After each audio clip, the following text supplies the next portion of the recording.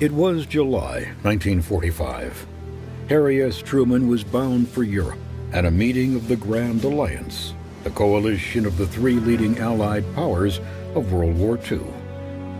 The American president was poised between two of history's greatest battles, the World War that was ending and the Cold War that would replace it. Monumental issues confronted Truman and his wartime partners: the control of defeated Germany, post-war boundaries, winning the war with Japan, securing a lasting peace for Europe. There's not one piece of territory or one thing of a monetary nature that we want out of this war. We want peace and prosperity for the world as a whole. Victory over Germany had restored peace to Europe, but it was already threatened by a growing rift between the partners themselves. At the Potsdam Conference, President Truman and British Prime Minister Winston Churchill were on one side of the divide, determined to secure political freedom and democratic governments throughout post-war Europe. Their partner, the dictator of the Soviet Union, Joseph Stalin, had other plans. He was determined to dominate all of Europe and impose communism on its nations. The Allies had won the war, but their alliance would not survive the peace. Historic differences would prove too great to overcome. The bitter rivalry had its roots in the years of the First World War, when the competing ideas of communism and liberal democracy first came into conflict. Beginning in 1914, World War I consumed Europe in killing and destruction. For the Western powers, the war was hell. For the Russian army, it was pure hell, 20 times over. Sent to fight without food, without ammunition, sometimes even without weapons, the demoralized soldiers were a human sacrifice to the war gods, offered up by a corrupt imperialist ruler, Russia's Tsar Nicholas II. At home, the Tsar urged his subjects to work harder, eat less, support the doomed war effort. By 1917, the Russian people were tired of the war, tired of starving, and tired of their Tsar. In February of that year, a public demonstration for a higher bread ration escalated into a popular rebellion. Tsar Nicholas was overthrown and imprisoned. A new government came to power. They promised democratic elections, new freedoms, equal rights for women. A revolution belongs to the people. I propose to defend it against any attack, whether from the left or from the right. Russia's flirt with democracy would be short-lived. In Switzerland, an exiled Russian named Vladimir Lenin was planning his own revolution, based on the writings of the German philosopher Karl Marx. Living in 19th century England, Marx witnessed firsthand the growing disparity between the rich and the poor. He predicted that the inequities of the capitalist system would inspire a spontaneous revolution of the modern working class, the proletariat.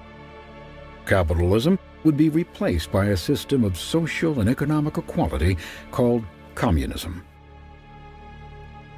We declare openly that our ends can only be achieved by the forcible overthrow of all social conditions. Lenin interpreted Marx's beliefs with religious and violent fervor. He returned to Russia to lead a group called the Bolsheviks and condemn the new government. They imagine that serious political questions are decided by voting. As a matter of fact, they are decided by class war. In October 1917, Lenin launched his revolution and seized control of Russia. He and his band of comrades then set about establishing their workers' paradise, the modern Soviet socialist state. Bank accounts and personal property were confiscated. Private fields became collectivized farms. Stores and businesses were surrendered to the state.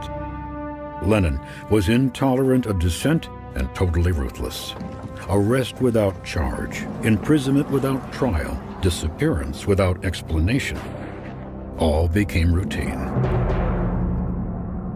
In the United States, President Woodrow Wilson followed events in Russia with growing unease. He had committed his nation to World War I in order that the world be made safe for democracy. In his 14 points address to Congress, he outlined how to achieve his lofty goals based on principles of national self-determination, free trade, and international cooperation. But the president's vision for the future did not include the Bolsheviks. Instead, when civil war broke out in Russia in 1919, Wilson sent troops to fight against Lenin's government. And in England, a young Winston Churchill urged swift action.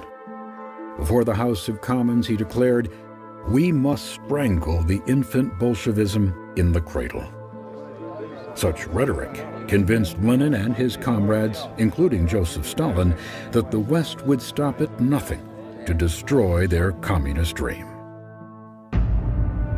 Nearly 3 decades later, the battling ideologies remained bitterly opposed, and Potsdam did nothing to bridge the divide. President Truman called on Stalin to withdraw his troops from Eastern and Central Europe and to hold the free elections he had promised. Stalin refused. The region was a buffer zone, he said, and essential to his nation's security. The president was unconvinced. In his diary, he condemned the Soviet dictator for running a police government, plain and simple. A few top hands just take clubs, pistols, and concentration camps and rule the people on the lower level. But Truman had a trump card. His nation had developed an entirely new class of weapon. It was destined to win the war with Japan, but it would also provide leverage in dealing with people like Stalin. If it worked, Truman noted, I'll certainly have a hammer on those boys.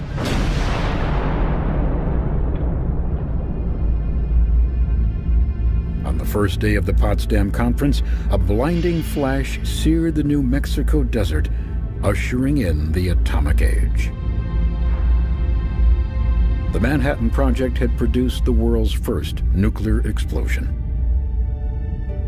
For the father of the bomb, Dr. J. Robert Oppenheimer, the awesome sight summoned the words of the Hindu god Vishnu. Now I am become death, the destroyer of worlds. The president gave his final go-ahead to drop the bomb on Japan. Release when ready, he wrote.